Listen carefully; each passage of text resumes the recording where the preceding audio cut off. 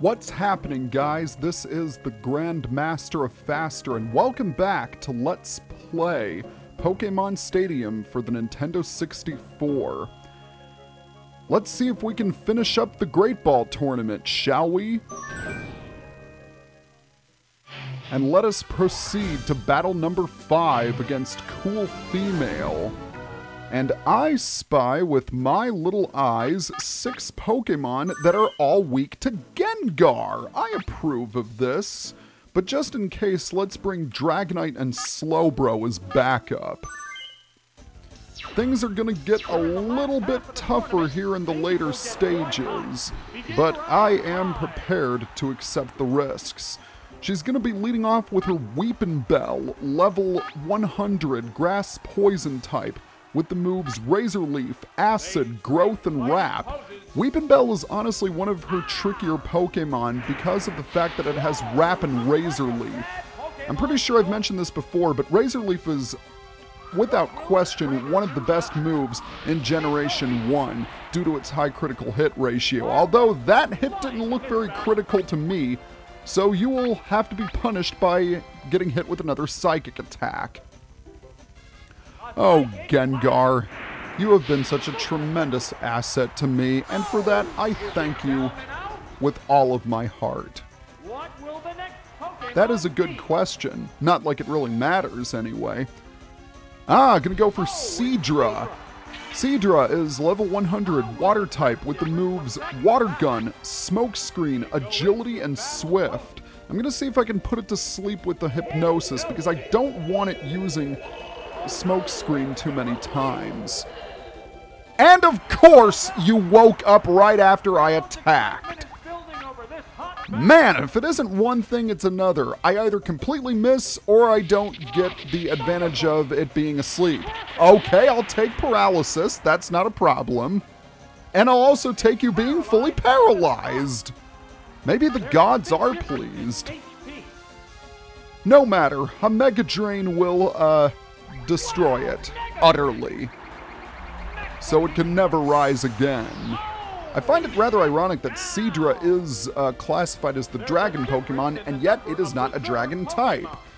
But I guess you could make the argument that the dragon type was a type of distinction in Generation 1, being given to only 3 Pokemon. Moving on, Wartortle, level 100, Water type with the moves Surf, Withdraw, Skull Bash, and Tail Whip. It's threatening with Surf and Skull Bash, but nothing compared to the almighty Gengar. Now that I think about it, that would be a pretty cool YouTube username. The almighty Gengar. That would strike fear into the hearts of competitive Pokemon players, I must say. 5 battles down, and 3 to go. Let's continue on with battle number 6 against our old pal Bird Boy, who still uses his team of flying Pokemon, but this time he's branched out a little bit. I'm going to be leading off with Dragonite, and let's go ahead and bring out Gengar one more time. Well, actually, I've changed my mind. I'm going to lead off with Dragonite, and this time I'm going to bring along Lapras and Golem, since we are primarily dealing with flying Pokemon. So who's he going to lead off with? He's going to lead off with his Gyarados, level 100 Water Flying type with the moves Dragon Rage, Surf, Strength, and Reflect. You should know that Gyarados is one big lightning rod, but you should also know that it is very powerful, having massive physical attack. Too bad it never got the chance to use it. We might be in for a one-sided affair. I certainly hope so, because some of these Pokemon can be pretty dangerous. Not Bird Boy's Pokemon, but the last 2 fights. And want to see proof why he's not dangerous? He sends out a freaking Beedrill. Beedrill is at level 100, Bug Poison type, with the moves Twin Needle, Agility, Takedown, and Double Team. Beedrill is the only Pokemon that can learn the move Twin Needle. Twin Needle is a bug type move that hits multiple times, and it has a chance of poisoning the target. This gives Twin Needle the distinction of being the only attack with the ability to poison steel types, once they were introduced in Generation 2, of course. It's not a very powerful attack, but I still thought it would be interesting to point out. So with Beedrill gone, he's going to go for his Fearsome. Fearsome is at level 100, normal flying type, with the moves Drill Peck, Mirror Move, Razor Wind, and Agility. It shouldn't be that dangerous, because Fearos's stats pale in comparison to Dragonite's. I'm kind of lucky that he didn't end up using his Haunter, because that would have been a little bit annoying to deal with Lick and Confuse Ray. But that doesn't matter, because we have defeated Bird Boy. 6 battles done, and 2 left. The bad news is that these 2 fights can be pretty challenging, I must say. Then again, that's the case with all of the cups we've competed in. But without any further ado, let us proceed to the semi-final match against our old buddy and science nerd Labman, who's got quite an interesting team on his hands, I must say. He does have a diversity of Pokemon, and I'm really not sure who I want to bring out.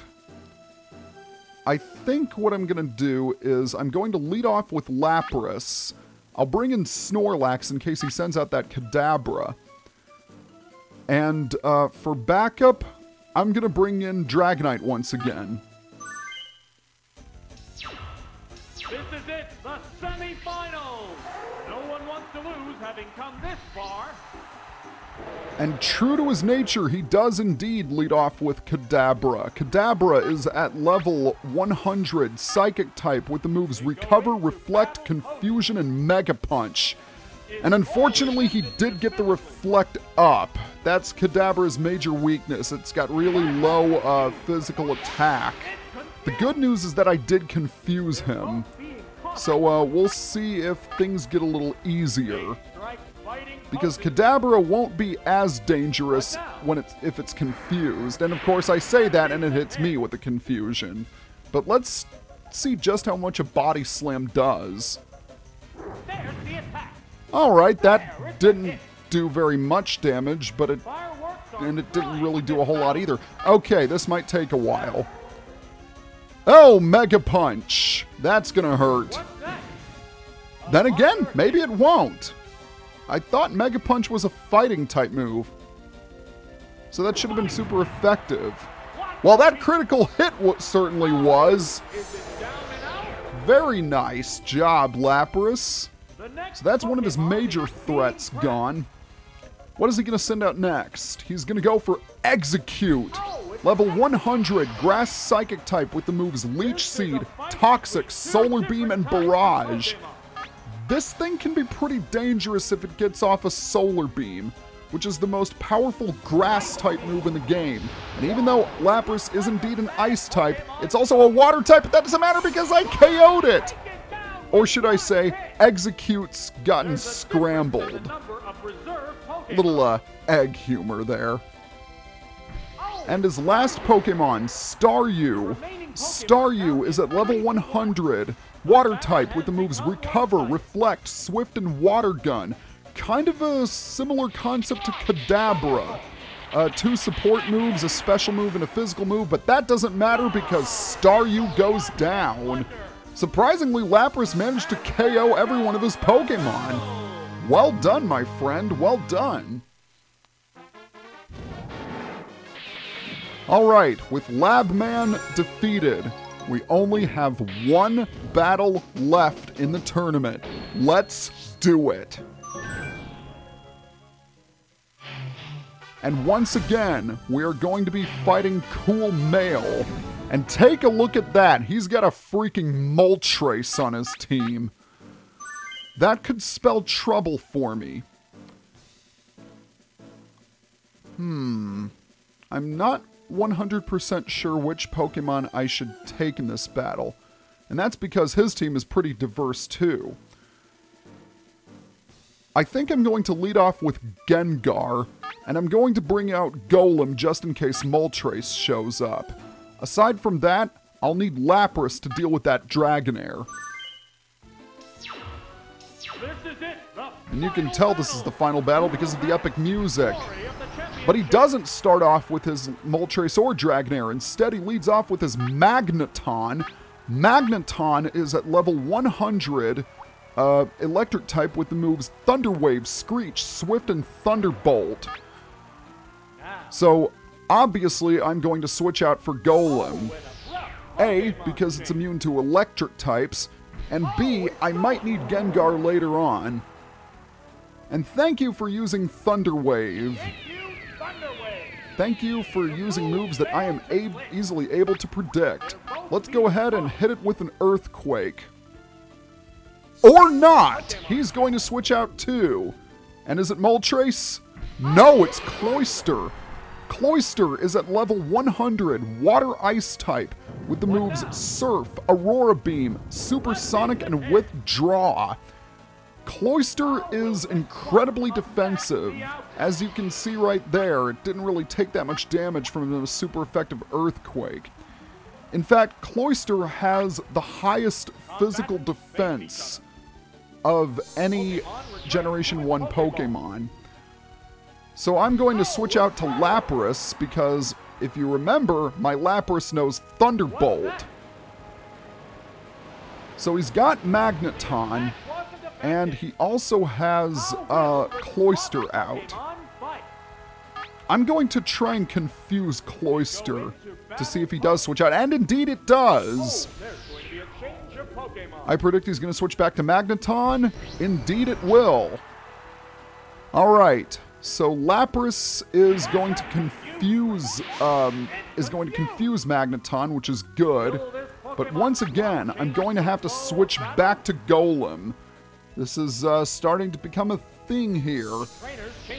Yeah, the AI of the trainers seems to improve as you go deeper into the tournament.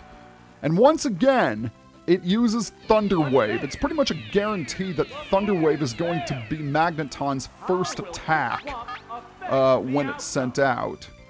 Oh, it didn't switch out this time, which is good because, come on, KO Magneton, KO it. Yeah, that's what I'm talking about. One Pokemon down and 2 remaining. And I know for a fact that he does have Cloyster. In fact, that's probably going to be the next Pokemon he sends out. And indeed it does. Indeed it is. I'm so excited that I'm messing up my speech. Let's go ahead and switch back to Lapras because it's probably going to hit me with a Surf. Aside from Surf, Cloyster also has Supersonic, which could spell trouble. But I'm not really too worried about Cloyster because Gengar is my last Pokemon and it also knows Thunderbolt. So I'm pretty well equipped for dealing with this Cloyster. Let's just see how much a Thunderbolt does. Yes! It KOs Cloyster. Cloyster does have high physical defense, but it's not the greatest in the special department. Now the big question is, what is Cool Mail's final Pokemon going to be? It is going to be his Kangaskhan. So he didn't have his Moltres or his Dragonair. I was completely wrong. Because usually when I face off against this guy, he leads off with his Moltres. In any case, Kangaskhan is at level 100, normal type with the moves Dizzy Punch, Substitute, Earthquake, and Toxic. Kangaskhan can be pretty dangerous as it has really good physical attack and it's surprisingly quick. Dizzy Punch in particular is quite strong. I'm not 100% sure if it can cause confusion.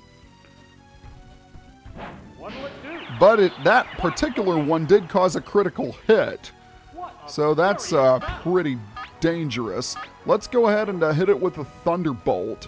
Kangaskhan's isn't really weaker in special, nor is it weaker in defense. It's pretty even. And look at that death animation. Kangaskhan is certainly one of the more theatrical Pokemon, I must say. But that is it. We have defeated Cool Mail. And we have also obtained all 8 badges, thereby giving us the Great Ball Trophy of the Prime Cup. Well, that is 2 Prime Cup trophies down and 2 more for us to obtain. Next time on Let's Play Pokemon Stadium, we are going to tackle the Ultra Ball Tournament, where things get even tougher if you can imagine that. See you guys next time.